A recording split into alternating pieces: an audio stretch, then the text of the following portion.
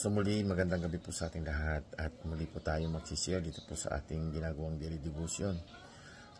Purihin po ang Panginoon at nandito na po tayo ngayon sa chapter 23 po ng Leviticus at ang aking pong share ay dito po sa verse 1 to 7 po. At sinasabi nga po dito sa talatang ito, ang itinakdang kapistahan. Sinabi ni Yahweh kay Moises, ipahayag mo sa mga Israelita ang mga pitsang itinakda ko. Ipangilin nila ang mga banal na pagtitipong ito at magkakaroon sila ng banal na pagpupulong. 6 na araw kayong magtatrabaho, ngunit sa 7 araw kayo magpapahinga. Iyon ay araw ng banal na pagtitipon. Huwag magtatrabaho ang sino man sa inyo. Saan man kayo naroroon, iyon ay araw ng pamamahinga para kay Yahweh. Pista ng Paskwa. Verse 4 po. Ito ang pistang itinakda ko. Ang pista ng Paskwa ay gaganapin sa gabi ng 14 na araw sa unang buwan. Kinabukasan ay pesta ng tinapay na walang pampalsa. 7 araw kayong kakain ng tinapay na walang pampalsa. Sa unang araw ay magkakaroon kayo ng banal na pagtitipon. Huwag na huwag kayong magtatrabaho. Amen. Purihin po ang Panginoon sa pagkabasa po ng kanyang malal na salita. Glory to God po. Magandang gabi po sa ating lahat. Ang aking pong isi-share ngayon ay sa Leviticus chapter 23 verse 8 to 13. 7 araw kayong mag-aalay kay Yahweh ng handog ng nasusunugin. Sa 7 araw, muli kayong magkakaroon ng banal na pagtitipon. Huwag kayong magtatrabaho. Sinabi pa ni Yahweh kay Moses, sabihin mo rin sa mga Israelita na kapag naroon na sila sa lupaing ibinigay ko sa kanila tuwing anihan, ay magdadala sila sa pari ng isang bigkis ng una nilang ani. Ito'y hiwawagayway niya sa harapan ni Yahweh upang kayo'y maging kalugod-lugod sa Kanya. Gagawin ito kinabukasan ng araw ng pamamahinga. Sa araw na iyon, magdadala kayo ng isang lalaking karderong walang kapintasan at isang taon na palang bilang handog na susunugin. Sasamahan ninyo ito ng isang salop ng harinang minasa sa langis ng alibo bilang handog na pagkaing butil at 1 litrong alak bilang handog na inumin. Ang halimuyak ng handog na ito ay magiging mabangong samyo kay Yahweh. Amen. Magandang gabi po sa inyo lahat. Ang isi-share ko po ngayon, Leviticus chapter 23 verse 14 to 19. At nagpunta sila sa bukirin ni Sophim sa tuloktok ng Pisga. Nagpagawa sila roon ng 7 altar at bawat isa ay hinahandugan ng tig-isang toro at tig-isang topa. Sinabi ni Balaam kay Balak, dito ka lang sa may mga handog na sinusunog at pupunta ko sa dako roon para makipagkita kay Yahweh. Pagkalayo niya ng kaunti, nagpakita si Yahweh sa kanya at sinabi kung ano ang dapat niyang sabihin kay Balak. Pagbalik niya, nakita niya si Balak at ang mga pinunong kasama nito na nakatayo sa paligid ng handog. Tinanong siya ni Balak, ano ang sabi ni Yahweh? Sinabi ni Balaam, makinig ka Balak, dinggin mo ako anak ni Sipor. May sasabihin ako sa iyo. Ang Diyos ay di sinungaling na tulad ng tao.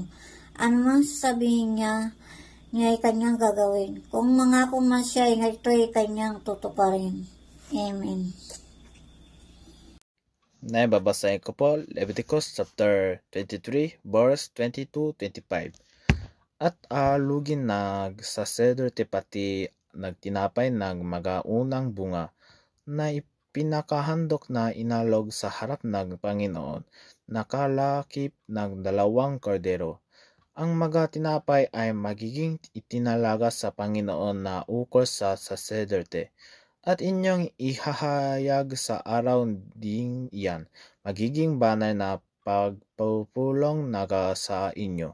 Kayo'y huwag gagawa anumang gawang lilingkod siyang palututunan sa lahat ng inyong mga tahanan sa buong panahon ng inyong lahi.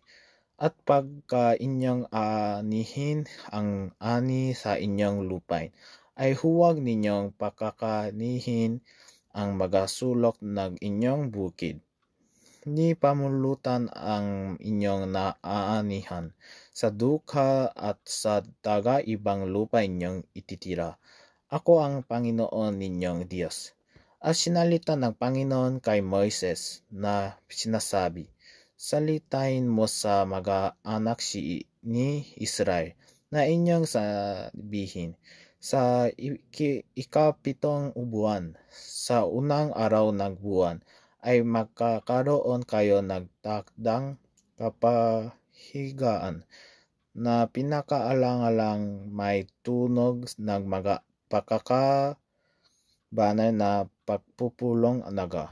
Kayo huwag kagawa ng anumang gawang palilingkod, at kayo'y maghahandog ng handog sa Panginoon na pinaraanan sa apoy. Amen. Gandang gabi po sa ating lahat. Ang ating session ngayon ay makikita sa Leviticus chapter 23 verses 26 to 31. Ito po ang nagsulat. Ay kasampung araw ng ikapitong buwan, ding iyon ay araw ng pagtubos. Huwag kayong magtatrabaho sa araw na iyon, kundi magtipon kayo sa pagsamba sa Panginoon na may pag-ayuno, pag-aalay ng handog sa pamagitan ng apoy. Sapagkat sa araw na iyon, gagawin ang seremonya ng pagtubos sa inyong mga kasalanan sa Panginoon na inyong Diyos. Ngayon mag-ayuno sa araw na iyon ay huwag na ninyong ituring na kababayan. Papatayin ng Panginoon ang sino magtatrabaho sa araw na iyon. Kaya magpahinga kayo at mag-ayuno mula sa paglubog ng araw ng ikasiyam na araw ng buwang iyon hanggang sa sunod na paglubog ng araw. Dapat ninyong sundin ang tuntunin ito kahit saan kayo tumira. Kayo at ng susunod pang mga henerasyon. Yun lang po. Maraming salamat. God bless. Magandang gabi po. Ang aking pong babasahin ngayon ay Leviticus chapter 23 verses 32 to 37. It is a Sabbath of rest for you, and you must deny yourselves from the evening of 9th day of the month until following evening. You are to observe your Sabbath. The Lord said to Moses, say to the Israelites, on the 15th day of the 7th month of the Lord's feast of the tabernacles begins, and it lasts for 7 days. The first day is sacred assembly. Do no regular work. For 7 days present offerings made to the Lord by fire. And on the 8th day, hold a sacred assembly and present an offering to the Lord by fire. It is the closing assembly. Do no regular work.